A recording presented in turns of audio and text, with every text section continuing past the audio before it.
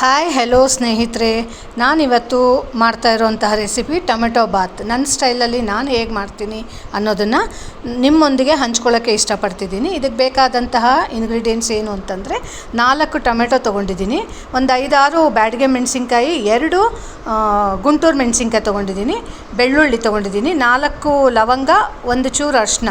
ಇದಿಷ್ಟು ರುಬ್ಕೊಳ್ಬೇಕು. ಒಗ್ಗರಣೆಗೆ 2 ಈರುಳ್ಳಿ, 1 ಪಲಾವ್ ಎಲೆ, 1 ಚೂರು ಚಕ್ಕೆ, 2 ಲವಂಗ, ಅರ್ಧ ಸ್ಪೂನು ಜೀರಿಗೆ, ಸೋಂಪು, 1 ಟೇಬಲ್ ಸ್ಪೂನ್ ಆಗೋಷ್ಟು ಕರಿಬೇವಿನ ಸೊಪ್ಪು ತೊಗೊಂಡಿದ್ದೀನಿ. ಮೊದಲಿಗೆ ಈ 4 ಟೊಮೆಟೊ, ಬೆಳ್ಳುಳ್ಳಿ, ಲವಂಗ, ಅರಿಶಿನ, ಒಣಮೆಣಸಿನ್ಕಾಯಿ ಇದಿಷ್ಟನ್ನು ರುಬ್ಕೊಂಡು ಬರೋಣ. ಮೊದಲಿಗೆ ಒಂದು ಕುಕ್ಕರನ್ನು ಸ್ಟವ್ ಮೇಲಿಟ್ಟು ಒಲೆ ಹಚ್ಚಿ ಅದಕ್ಕೆ ಒಂದು 2-3 ಸ್ಪೂನ್ ಎಣ್ಣೆಯನ್ನು ಹಾಕ್ತಾಯಿದ್ದೀನಿ. ಎಣ್ಣೆ ಬಿಸಿಯಾದ ನಂತರ ಪಲಾವ್ ಎಲೆ, ಚಕ್ಕೆ, ಲವಂಗ, ಜೀರಿಗೆ, ಸೋಂಪು, ಕರಿಬೇವು ಮತ್ತು ಈರುಳ್ಳಿಯನ್ನು ಹಾಕಿ ಚೆನ್ನಾಗಿ ಫ್ರೈ ಮಾಡಿಕೊಳ್ಳಬೇಕು.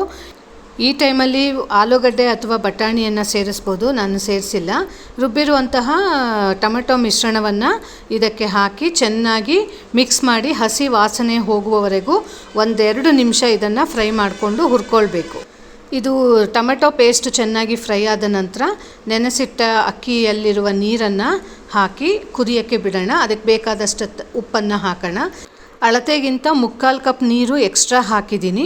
ನೀರು ಚೆನ್ನಾಗಿ ಕುದಿದ ನಂತರ ನೆನೆಸಿಟ್ಟಂತಹ ಅಕ್ಕಿಯನ್ನು ಹಾಕಿ ಚೆನ್ನಾಗಿ ಮಿಕ್ಸ್ ಮಾಡಿ ಮುಚ್ಚಳ ಮುಚ್ಚಿ ಒಂದು 5 ನಿಮಿಷ ಹಾಗೆ ಬೇಯಿಸ್ಕೊಳ್ಳೋಣ.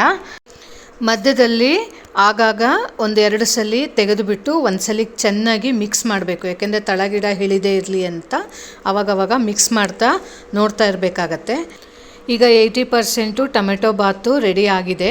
ಇನ್ನು ಒಂದು ಸ್ವಲ್ಪ ನೀರಿದೆ, ಇನ್ನೊಂದು ಅಕ್ಕಿ ಕಾಳು ಥರ ಇದೆ, ಅದು ಬೇಯಬೇಕು.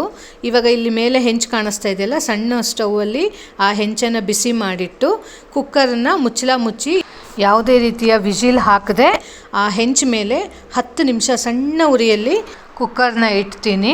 ಈಗ ಚೆನ್ನಾಗಿ ಟೊಮೆಟೊ ಬಾತ್ ಬೆಂದು ಚೆನ್ನಾಗಿ ಉದುರುದ್ರಾಗಿದೆ. ಇದಕ್ಕೀಗ ಸ್ವಲ್ಪ ಕೊತ್ತಂಬರಿ ಸೊಪ್ಪನ್ನು ಮೇಲಿಂದ ಉದುರಿಸಿ ಹಗೂರವಾಗಿ ಮಿಕ್ಸ್ ಮಾಡ್ಕೊಳ್ಳೋಣ. ಇದು ಇವಾಗ ಟೊಮೆಟೊ ಬಾತು ಸರ್ವ್ ಮಾಡೋದಕ್ಕೆ ರೆಡಿಯಾಗಿದೆ. ನಾನು ಇದನ್ನು ಸೌತೆಕಾಯಿ ಮತ್ತು ಗಟ್ಟಿ ಮೊಸರು ಜೊತೆ ಸರ್ವ್ ಮಾಡ್ತಾಯಿದ್ದೀನಿ. ಇದಕ್ಕೆ ರಾಯ್ತ ಬೇಕಾದ್ರೆ ಮಾಡ್ಕೋಬೋದು, ಇಲ್ಲಾಂದರೆ ಚಟ್ನಿ ಮಾಡಿಕೊಂಡು ಸರ್ವ್ ಮಾಡ್ಬೋದು. ನೀವು ಒಮ್ಮೆ ಈ ಥರ ಮಾಡ್ಕೊಂಡು ನೋಡಿ ಹೇಗೆ ಬಂತು ಅಂತ ನನಗೆ ಕಾಮೆಂಟ್ ಸೆಕ್ಷನಲ್ಲಿ ಕಾಮೆಂಟ್ ಮಾಡಿ. ಈ ನನ್ನ ರೆಸಿಪಿಗೆ ಒಂದು ದಯವಿಟ್ಟು ಲೈಕ್ ಕೊಟ್ಟೇ ಕೊಡ್ತೀರಾ ಅಲ್ಲ? Okay, bye, see you.